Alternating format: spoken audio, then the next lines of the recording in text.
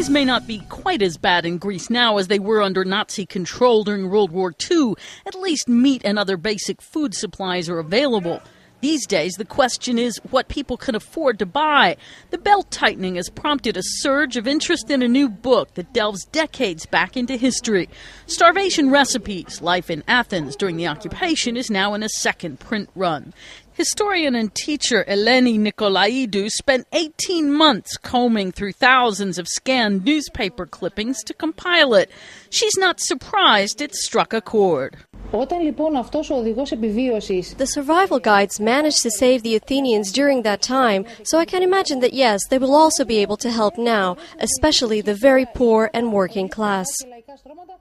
One key to saving money is to cook your own and avoid processed foods, according to FT BLETSAS, the youthful host of the Greek TV show called Mama's Cooking. He offered his tips as he was making stuffed apples with chestnuts, raisins, and honey.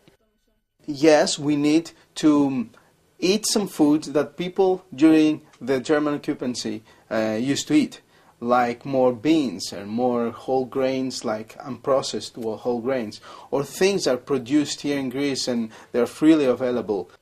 BLETSAS, who put out a book on frugal dining last year, wasn't giving advice anywhere near as extreme as the guidance issued back in the 1940s, when one recommendation called for collecting and saving crumbs every day. A week's worth would give you a cupful.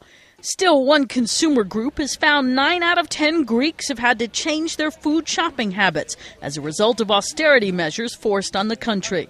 Things are tight. The way it's going, you have to count your money. Something that you'd buy for $1.20 or $1.80, you get half the amount now. With no end in sight for austerity, it's likely finding ways to stretch the food budget will remain high on family shopping lists for the foreseeable future. Karen Sloan, The Associated Press.